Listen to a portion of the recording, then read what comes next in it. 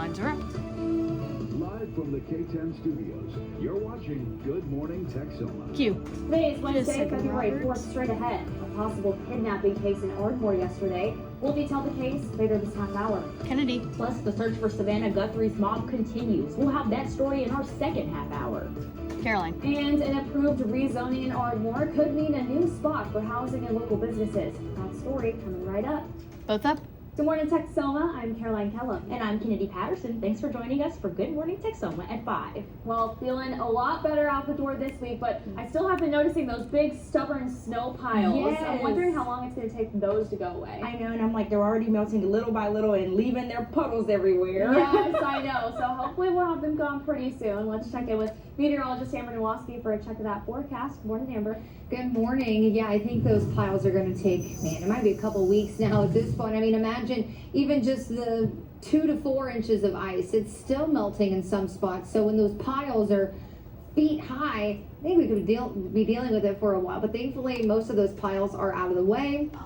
And roads have been improving tremendously this week thanks to sunshine and temperatures that have been pretty warm. It's going to be a little cooler today thanks to that cold front yesterday and even some reinforcing cooler air today. We're at 37 degrees compared to the upper 40s and low 50s we had yesterday morning. So far, we're rain-free. We'll see how much longer, though. These showers kind of approaching Oklahoma City right now, and they're west of I-44. Very light rain. I don't expect it to make a huge impact. Brief downpours possible, but I'm talking really, really brief. These are going to be quick in and quick out, and they should be falling as rain by the time they get here. But we'll continue to watch our temperatures.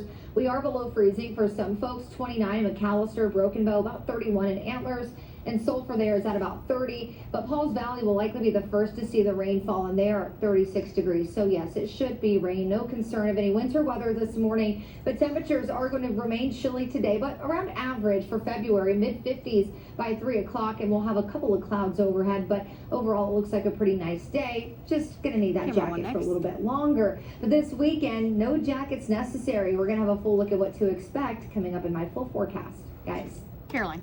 Thank you, Amber. Ardmore police responded to a possible kidnapping yesterday morning at the Pilot Travel Center off I-35 at exit 33.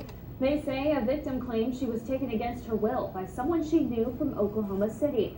The victim told officers she was able to talk the man into letting her out of the car, dropping her off in Ardmore. She is now safe, and Oklahoma City police will take over the case. Kennedy. And the Texas Rangers released a few more details about a shooting in Sherman Monday. The call went out about 10:30 Monday morning to the 700 block of Kessler Boulevard. That the suspect, who has still not been identified, is accused of having a weapon. That's when troopers say the officer shot the suspect. That person is recovering in the hospital. Caroline. Members of the Choctaw Nation and staff with the Oklahoma Secondary School Activities Association not happy with Summer Marks and Governor Kevin Stitt's final State of the State address. In his speech, Stitt emphasized his desire for all Oklahomans to follow state laws regardless of tribal membership.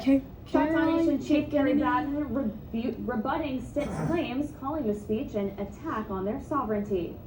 Like, The who's federal next? government recognized us as a nation, and so that's what gives us this treaty rights as opposed to colored rights to claim all these different scenarios that he's playing out in his mind. Q. The OSSAA also facing heat from Stitt. He claims the organization takes away athletic opportunities for students looking to transfer school districts. OSSAA staff say Stitt never talked to them about what they do, but they are open to helping him learn. Both up. After sitting vacant for years, undeveloped property in Ardmore is getting some new life. KTEN's Kendall Timms has details on the project. First steps? Can we put the use? Absolutely. So this is a long process, right? And this is just That's why whenever I can ever do one for myself, I was like, I'm gonna.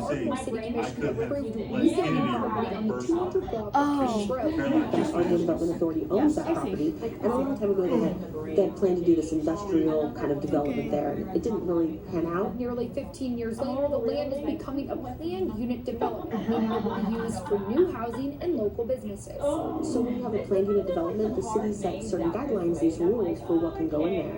And one of the rules is, for his development area, it's called neighborhood commercial. The rules specifically say you cannot have businesses like a chain store, drive-through, or Walmart. It has to be something neighborhood certified. So you might have like, a little sandwich shop, or a dry cleaners, or a nail salon. Scott explains the location also makes this land a huge selling point. It's interesting because people want to live in Plainview School District. That you have, different types of residential. You might have an apartment building on one side, and you might have some duplexes or townhomes or some single family. And expanding housing options is exactly what Ardmore needs. We have a housing shortage, right? I think that's what drives up rent prices and drives up sell prices is, supply and demand. In Ardmore, Oklahoma, Kendall Timms, KTEN News. Both up.